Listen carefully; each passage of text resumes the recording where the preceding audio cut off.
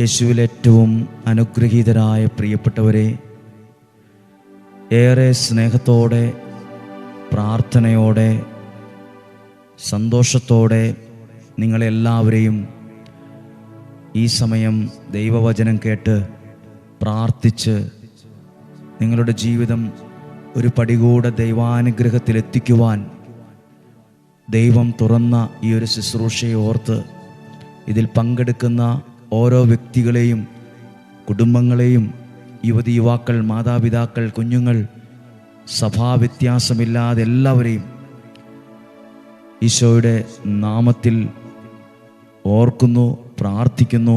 ഒപ്പം നിങ്ങളെ ഓർത്ത് നന്ദി പറയുകയും ചെയ്യുവാണ്. ഇന്ന് വ്യാഴാഴ്ചയാണ്. ഇന്ന് ഈ ആലയത്തിൽ നിയോഗ പ്രാർത്ഥന ധ്യാനമുണ്ട്. ഉച്ച കഴിയുമ്പോൾ തൊട്ട് പ്രാർത്ഥനകൾ ആരംഭിക്കും. രാവിലെ തൊട്ട് മധ്യസ്ഥ പ്രാർത്ഥന ആരംഭിക്കുന്നു. നിങ്ങളെ ഞങ്ങളുടെ പ്രാർത്ഥനയിൽ ഓർത്തുകൊള്ളാം. ഇന്ന് വചനം കേൾക്കുന്ന എല്ലാവരെയും ഓർക്കുകയാണ്.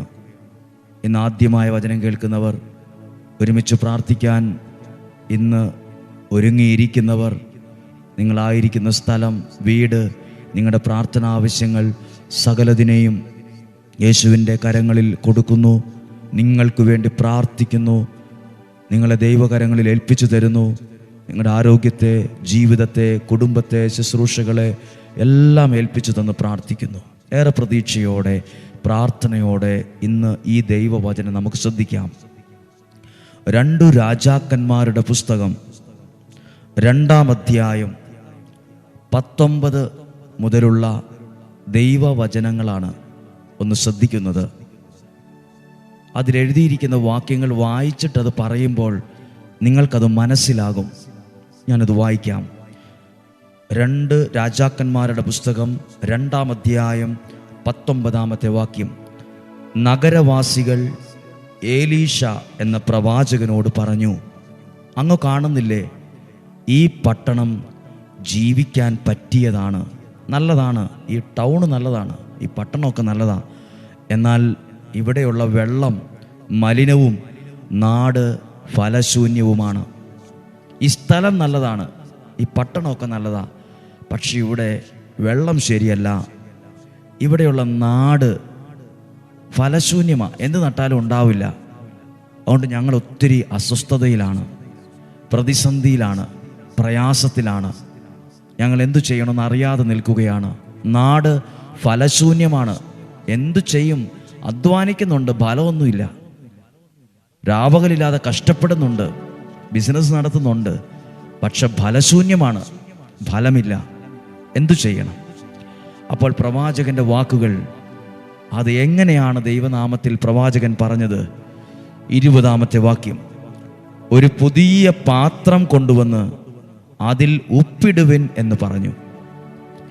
അപ്പോൾ ആ ദൈവനാമത്തിൽ നിൽക്കുന്നവൻ്റെ കയ്യിൽ നമ്മുടെ പരിഹാരമുണ്ട്. എല്ലാവരുടെ കയ്യിലും നമ്മുടെ പ്രശ്നങ്ങൾക്കുള്ള ഉത്തരമില്ല. അവർ നമ്മളെ സാരമില്ല, കുഴപ്പമില്ല, റെഡിയാവുമായിരിക്കും, ഇങ്ങനെ പറഞ്ഞു വിടുകയുള്ളൂ.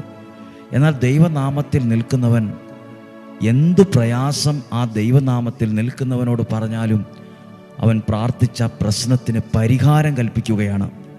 എന്താ പരിഹാരം? പിന്നെ ഒരു പാത്രം കൊണ്ടുവരിക, പുതിയ പാത്രം കൊണ്ടുവരണം, അതിൽ ഉപ്പിടണം എന്ന് പറഞ്ഞു.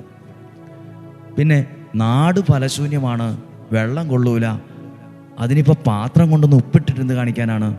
എനിക്കിതൊന്നും മനസ്സിലാകുന്നില്ല എന്നല്ല അവർ പ്രതികരിച്ചത്. അവർ അങ്ങനെ ചെയ്തു.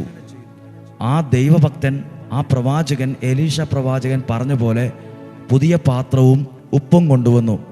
21-ാമത്തെ വാക്യം. അവൻ ഉറവയ്ക്ക് അടുത്തു ചെന്ന് ഉപ്പ് അതിലിട്ടുകൊണ്ട് പറഞ്ഞു, കർത്താവ് അരുളി ചെയ്യുന്നു, ഞാൻ ഈ വെള്ളത്തെ വിശുദ്ധീകരിച്ചിരിക്കുന്നു. ദൈവനാമത്തിൽ ആ വെള്ളത്തിൻ്റെ മേൽ ഉണ്ടായിരുന്ന പ്രയാസം, പ്രതിസന്ധിയെ ദൈവനാമത്തിൽ വിശുദ്ധീകരിച്ച് പ്രാർത്ഥിച്ചു. ഇനി ഇത് മരണത്തിനോ ഫലശൂന്യതയ്ക്കോ കാരണമാവുകയില്ല. എലീശായുടെ വചനമനുസരിച്ച് ആ വെള്ളം ഇന്നും ശുദ്ധമാണ്.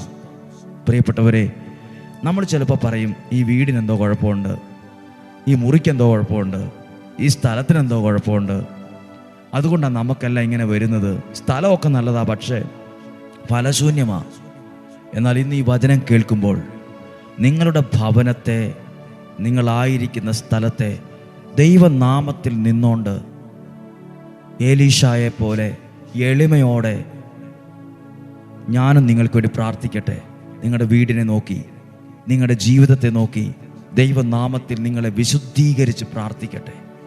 ആ വീടിൻ്റെ മേൽ നിലനിൽക്കുന്ന കുഴപ്പങ്ങൾ, കുറവുകൾ മാറട്ടെ. നിങ്ങളുടെ വ്യക്തി ജീവിതത്തിൻ്റെ മേൽ നിഴലിച്ചു നിൽക്കുന്ന പ്രയാസങ്ങൾ, പ്രതിസന്ധികൾ മാറട്ടെ. ഒരു പുതിയ പാത്രം കൊണ്ടുവരിക, അതിനകത്ത് കുറച്ച് ഉപ്പിടുക എന്ന് എലീശ പ്രവാചകൻ പറഞ്ഞില്ലേ? അപ്പോൾ അവർ പറയുക, നാട് വിശുദ്ധമാകാൻ, വെള്ളം ശുദ്ധമാകാൻ, ഫലം ഉണ്ടാവുന്ന അവസ്ഥയിൽ ഉപ്പിട്ടിട്ട് വല്ല കാര്യം നടക്കുമോ? പുതിയ പാത്രം എന്തിനാ കൊണ്ടുവരുന്നത്? ഉറവയിൽ ഉപ്പിട്ടിട്ട്. അത് ദൈവനാമത്തിൽ അത് ചെയ്തപ്പോൾ അതിൻ്റെ അത്രയും നാൾ ഉണ്ടായിരുന്ന ആ പ്രശ്നത്തിന് പരിഹാരമായി. പ്രിയപ്പെട്ടവരെ, നിങ്ങളുടെ ജീവിതത്തിലേക്ക് ഉപ്പിന് പകരം ഇടുന്നത് ഇന്നും ജീവിക്കുന്ന ദൈവത്തിൻ്റെ വചനമാണ്. ഉപ്പിന് പകരം ഇടുക, നിങ്ങളുടെ ജീവിതത്തിൽ ഇടുന്നത് വചനമാണ്. നിങ്ങളുടെ ഭവനത്തിനകത്ത് ഇടുന്നത്, ഈ ശബ്ദം കേൾക്കുമ്പോൾ വചനമാണ് അവിടെ ചെന്ന് വീഴുന്നത്. അത് നിങ്ങളുടെ വീടിനെ വിശുദ്ധീകരിക്കും, ജീവിതത്തെ വിശുദ്ധീകരിക്കും. ഇന്നുവരെ ഉണ്ടായിരുന്ന പ്രശ്നങ്ങൾക്ക് അത് പരിഹാരമാകാൻ തുടങ്ങും.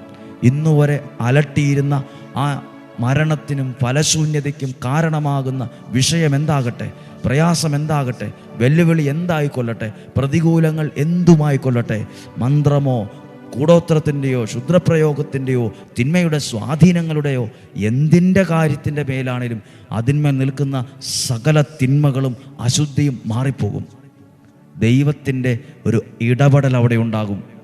ദൈവനാമത്തിൽ അത് പ്രവാചകൻ ചെയ്തപ്പോൾ ആ സ്ഥലം ഇന്നും ശുദ്ധമാണ്. ഹല്ലേലൂയ.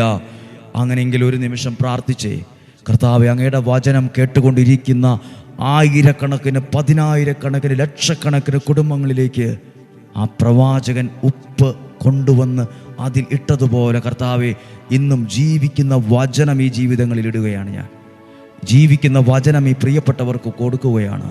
യുവതി, യുവാക്കൾ, മാതാപിതാക്കൾ, കുഞ്ഞുങ്ങൾ, സകലരെയും ഇന്ന് ഈ വചനം നിങ്ങൾ കേൾക്കുമ്പോൾ ഈ വചനത്തിലൂടെ നിങ്ങൾ വിശുദ്ധീകരിക്കപ്പെടണം.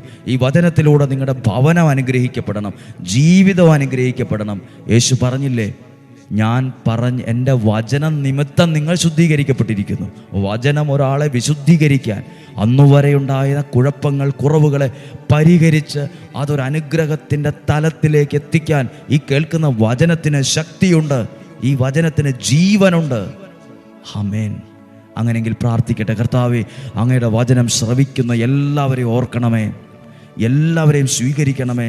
എല്ലാ കുടുംബങ്ങളിലെ മേലും അനുഗ്രഹത്തിൻ്റെ ഒരു പടി കൂടെ കയറാൻ ഈ ജനത്തെ ഒരുക്കണമേ, ഈ ജനത്തെ ഒരുക്കണമേ. ഹല്ലേലൂയ. ഇന്ന് നിങ്ങൾക്ക് വേണ്ടി പ്രാർത്ഥിച്ചെടുത്ത വചനം ഇതാണ്. പ്രിയപ്പെട്ടവരെ, ഇന്ന് വൈകുന്നേരം 7 മണിക്ക് വിശുദ്ധ യൂദാശ്ലീഹായുടെ മാധ്യസ്ഥതയിൽ നൊവേന ചൊല്ലി നിങ്ങൾ പ്രാർത്ഥിക്കുന്നുണ്ട്. ഒരുപാട് ആളുകൾ അത് പങ്കെടുത്ത് അനുഗ്രഹം പ്രാപിക്കുന്നുണ്ട്. വിശുദ്ധ യൂദാശ്ലീഹായുടെ ഒരു തിരുസ്വരൂപം നമ്മൾ വെഞ്ചരിച്ച് പ്രാർത്ഥിച്ചു, ധ്യാനകേന്ദ്രത്തിൻ്റെ മുമ്പിൽ വെച്ചു. അത് അനുഗ്രഹമാകുന്നുണ്ട്. ഒത്തിരി പേര് ആ രൂപത്തിൽ തൊട്ട് വിശ്വാസത്തോടെ പ്രാർത്ഥിക്കുന്നു, അനുഗ്രഹമാകുന്നുണ്ട്. ദൈവത്തിൻ്റെ ഇടപെടൽ ഈ സ്ഥലത്ത് ഒരുപാട് പേർക്ക് അനുഭവിക്കാൻ കഴിയുന്നുണ്ട്.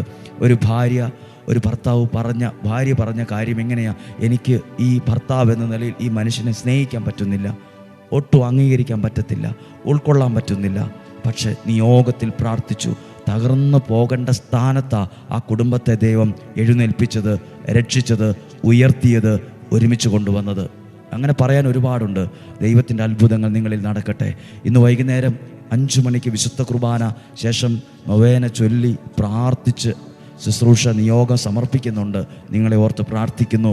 ഈ വ്യാഴം വെള്ളി ദിവസങ്ങൾ അനുഗ്രഹത്തിൻ്റെ ദിവസങ്ങളായി നിയോഗ പ്രാർത്ഥന ധ്യാനമായി മാറുന്നു. സകലരെയും ദൈവനാമത്തിൽ അനുഗ്രഹിക്കുന്നു. നിങ്ങൾ ഞങ്ങൾക്ക് വേണ്ടി പ്രാർത്ഥിക്കുമല്ലോ. ഈശോയുടെ ആശീർവാദം സ്വീകരിക്കാം. നമ്മുടെ കർത്താവ് ഈശോ മിശിഹായുടെ കൃപയും പിതാവായ ദൈവത്തിൻ്റെ സ്നേഹവും പരിശുദ്ധാത്മാവിൻ്റെ സഹവാസവും നിങ്ങളോടുകൂടെ ഉണ്ടായിരിക്കട്ടെ. നിങ്ങളുടെ കുടുംബത്തിൽ, നിങ്ങളുടെ വ്യക്തി ജീവിതങ്ങളിൽ, തലമുറകളിൽ, പ്രാർത്ഥനാ വിഷയങ്ങളിൽ, ആരോഗ്യത്തിൽ എല്ലാം ഉണ്ടാകട്ടെ. ദൈവത്തിൻ്റെ അത്ഭുതകരം നിങ്ങളിൽ സ്പർശിക്കാനിടവരട്ടെ. അവിടെ എലീഷ ഉപ്പിട്ട് ആ വെള്ളത്തെ എന്നേക്കുമായി വിശുദ്ധീകരിച്ചതുപോലെ അങ്ങയുടെ വചനം ഡെയിലി ബ്ലെസ്സിങ്ങിലൂടെ കേൾക്കുന്ന ഓരോ കുടുംബങ്ങളെയും ഓരോ വ്യക്തികളെയും അങ്ങ് വിശുദ്ധീകരിച്ച് അനുഗ്രഹത്തിലേക്ക് കയറ്റണമേ.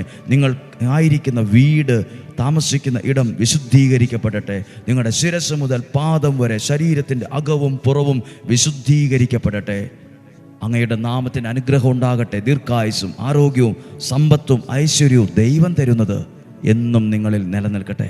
ഈശോയുടെ നാമത്തിൽ നിങ്ങളെ അനുഗ്രഹിച്ച് പ്രാർത്ഥിക്കുന്നു, ഇപ്പോഴും എപ്പോഴും എന്നേക്കും. ആമേൻ. പ്രിയരെ, ഡിസംബർ 5 മുതൽ ഡിസംബർ 13 വരെ 9 ദിവസം വൈകുന്നേരം വിശുദ്ധ യൂദാശ്ലീഹയുടെ മാധ്യസ്ഥതയിൽ നൊവേന ചൊല്ലി ഒരു നിയോഗത്തോടെ പ്രാർത്ഥിക്കുന്നുണ്ട്. ആഗ്രഹിക്കുന്നവർ, താല്പര്യമുള്ളവർ, നിങ്ങളുടെ മനസ്സിൽ അങ്ങനെ പ്രചോദനം ലഭിച്ചെങ്കിൽ ഒരുമിച്ച് പങ്കെടുക്കാം. ഒരു വ്യാഴം വെള്ളി ദിവസങ്ങളിൽ ആരംഭിച്ച് ഡിസംബർ മാസത്തെ അടുത്ത വ്യാഴം വെള്ളി അവസാനിക്കുന്നു. അതൊരു അനുഗ്രഹത്തിൻ്റെ ദിവസമായി മാറട്ടെ. ഞങ്ങൾ നിങ്ങൾക്ക് വേണ്ടി പ്രാർത്ഥിക്കുന്നു. ഞങ്ങളെ ഓർക്കുമല്ലോ. നാളെയും 5:30 നമുക്ക് ഒരുമിച്ച് കാണണം, ഒരുമിച്ച് പ്രാർത്ഥിക്കണം. സ്വർഗത്തിലെ ദൈവം എന്നെയും നിങ്ങളെയും ഉള്ളം കയ്യിൽ എന്ന പോലെ പരിപാലിക്കും.